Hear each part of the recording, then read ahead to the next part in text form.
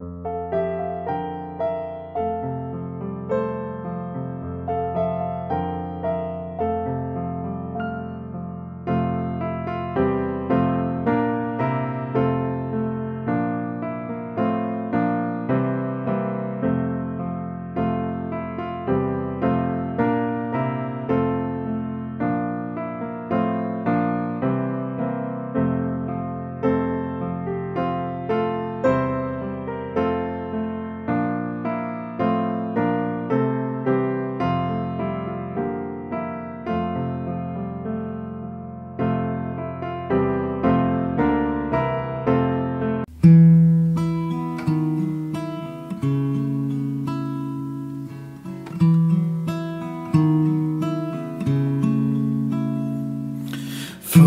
the beauty of the earth, for the glory of the skies, for the love which from our birth over and around us lies.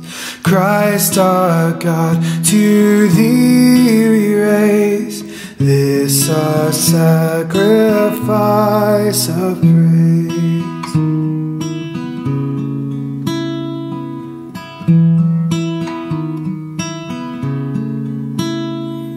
For the beauty of each hour of the day and of the night, hill and vale and tree and flower, sun and moon and stars of light. Christ our God, to thee we raise this our sacrifice of praise.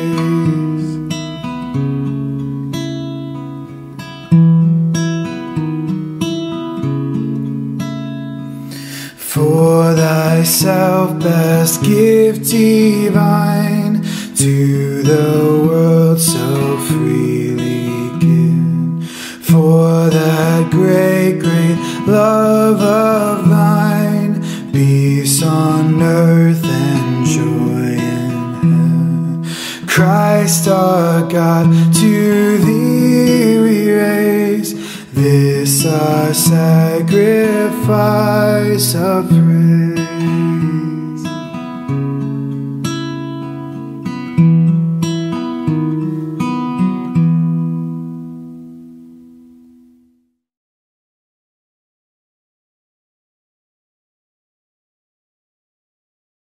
Isang mapagpalang umaga po sa ating lahat.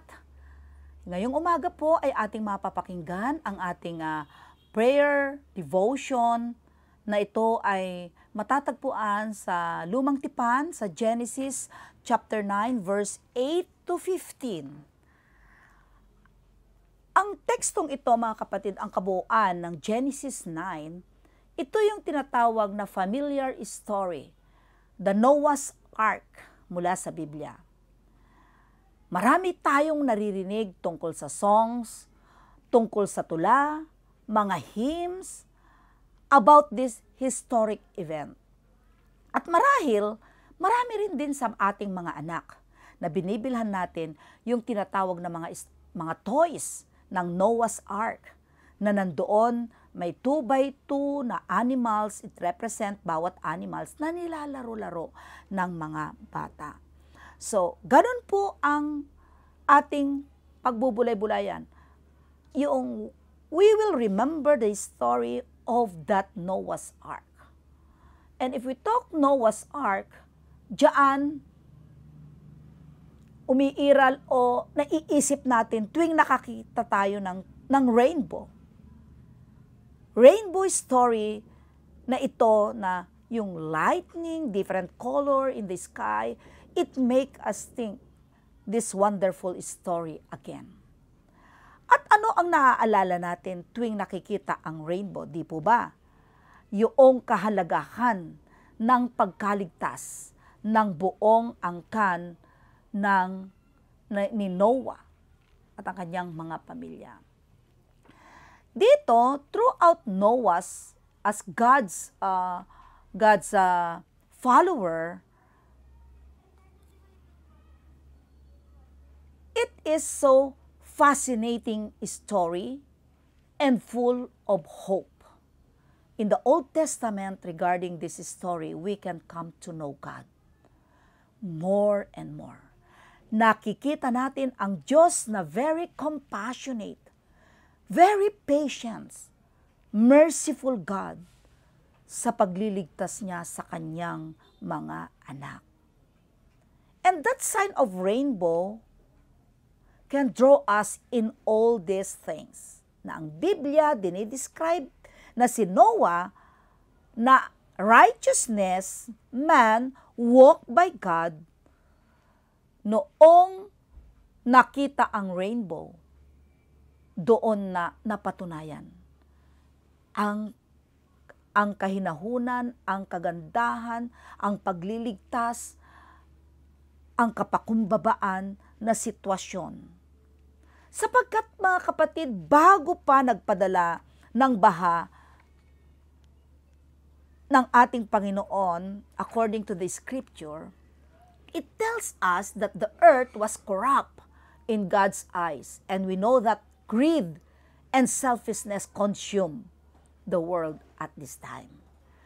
God saddened by this and sent a flood to destroy all living creature of the earth. God commanded Noah to build an ark for him and his family and bring 2 of every kind of animals into the ark to save from the flood. At si Noah ay ginawa niya, mga kapatid, ang lahat ng utos ng ating Panginoon.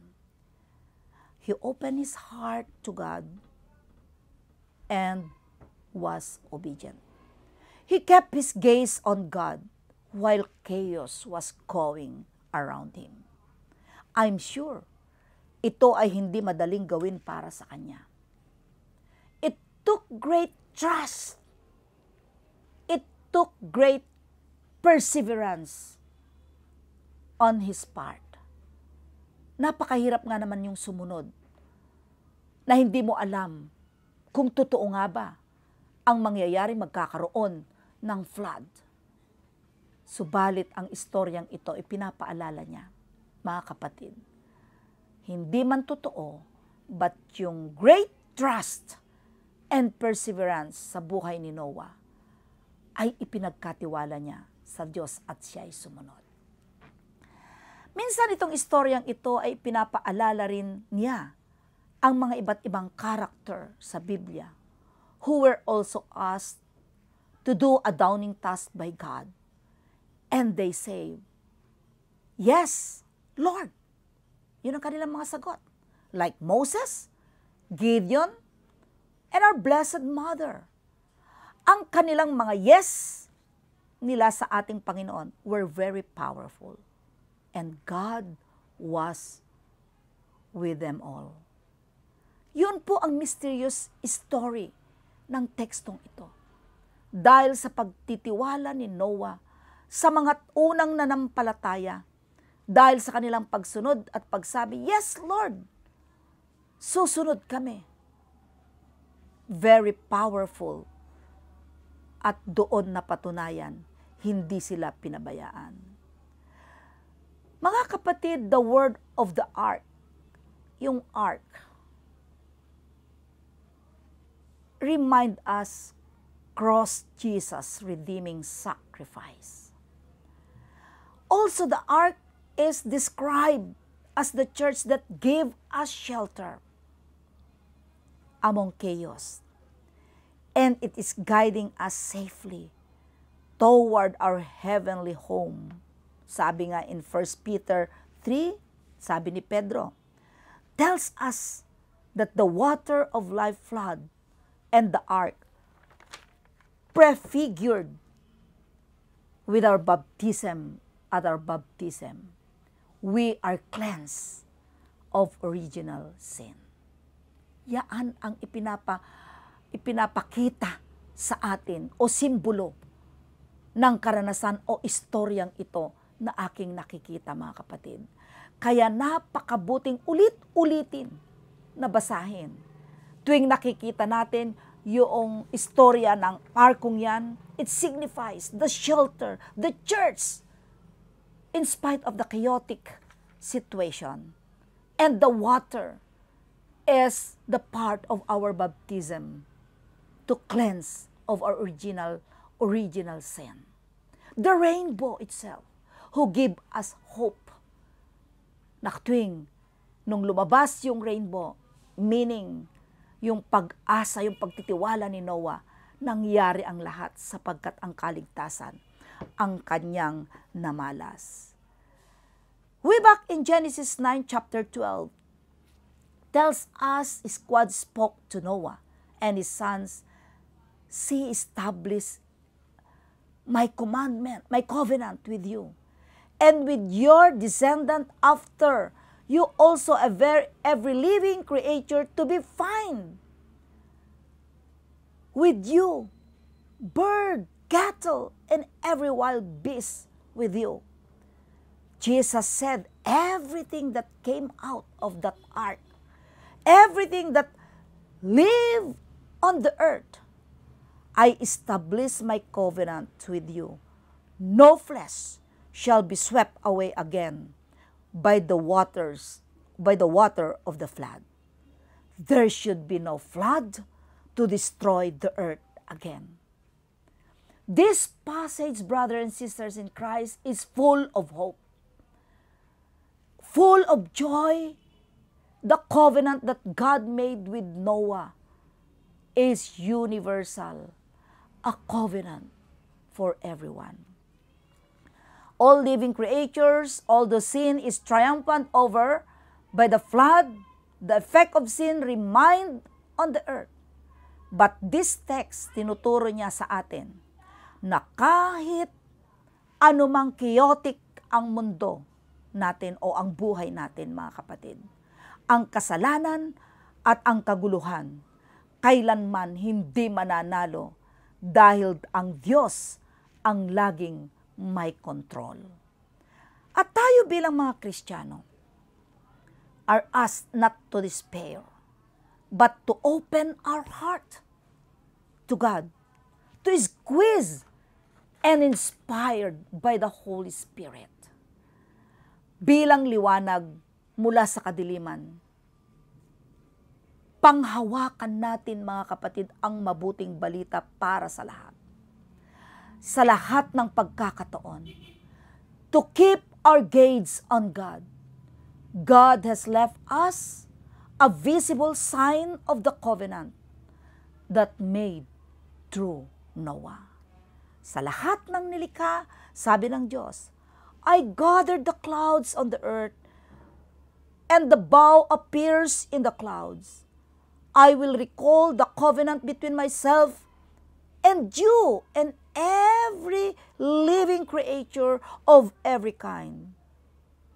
Mga kapatid, the sign of the rainbow ay isang liwanag at magandang sinyales sa langit na naihayag at nakita mula noon hanggang ngayon. So sa libro ng Kaalaman, sinasabi nga sa atin na ang Diyos ang siyang may akda ng kagandahan ng langit. It is visible sign na ang kanyang pagmamahal sa atin, ang Diyos at ang kanyang mga salita. Sinasabi sa atin, I will recall telling us, I will remember you. I will remember you. Hindi tayo kailanman iiwan ang Diyos. At yan ang pinaka-importante sa lahat. Kahit sa gitna ng maraming mga challenges at hirap ng buhay, mga kapatid, hindi tayo pababayaan ng Diyos. Yan ang sign, the rainbow, the ark, the water na naranasan ni Noah. Tulad din natin na marami nating karanasan sa buhay. When the coronavirus situation, marami ang nagsuffer. But the rainbow has been used as a sign of hope for many. When we look the rainbow, sabihin natin sa ating mga puso at isipan, tayo ay nasa kay Kristo dahil siya ay laging nasa tabi natin. A God who does not abandon His people. In verse 149 in Psalm, sinasabi, that the Lord delight in His people. Our God delight in you and love you. Love us so much by God. I hope na sa susunod na makakita kayo ng rainbow. Yan ang sign ng pag-asa na lagi nating alalahanin na mayroong Diyos, a faithful God, and always keep His promise and never abandon us. We thank you for our Lord God, for loving us, and for the beautiful rainbows that remind us of that love. In the name of the Father, and of the Son, and of the Holy Spirit. Amen. Tayo'y manalangin. Dakila ka, O Diyos, sapagkat sa istorya ni Noah, nung nagkaroon ng baha, hindi pa man dumarating, O Diyos, subalit may plano ka na. Ipinakita mo ang tubig, ang bangka, ang buhay ni Noah as a righteous man. Lord, nung dumating ang rainbow, doon ipinahayag mo ang pag-asa, ang iyong pangako na hindi ka magmamaliw. At naligtas nga ang buhay ng pamilya ng iyong mga anak, ang pamilya ni Noah at ang mga ibang mga hayop na siyang iyong iniligtas. Dakilang Diyos, ito rin po ang aming pag-asa ngayon sa aming mga buhay. In times of that chaotic situation, darating man, Panginoon, paulit-ulit, O Diyos, ang pandemya ng buhay, mga pagsubok, kailanman hindi kami magagapi. Dahil sa simula't simula pa, hindi nagbabago ang iyong pangako. Hindi mo kami pababayaan. Maraming salamat sa umagang ito, sapagkat sa aming pagpapatuloy, sa aming mga gawain sa buong maghapong ito, Panginoon, mula sa aming pagbangon, taglay na namin ang kalakasan at kaligtasan. Mula sa maghapong ito, Diyos, sa lahat ng mga biyaya, sa lahat ng mga kalakasan at kalusugan na meron kami. Salamat, Panginoon, sapagkat hindi kailanman nagmamaliw ang iyong pag-ibig sa amin. Nangako ka sa amin, at yun naman, Panginoon, ang aming pag-asa na kailanman hindi mo kami pababayaan. Laging nariyan ka. Salamat, O Diyos, sa umagang ito. Patnubayan mo nawa ang bawat mga anak mo sa paglabas nila sa kanilang mga tahanan, sa trabaho na kanilang ipinagkatiwala mo sa kanila, Panginoon. Ang kaligtasan mula kay Kristo, ang iyong pag-ibig at kalinga nawa ang kanilang makakamtan ngayon at magpakailanman. Patawarin mo kami sa aming mga kasalanan. Ito po, O Diyos, ang aming dalangin. Amen at amen.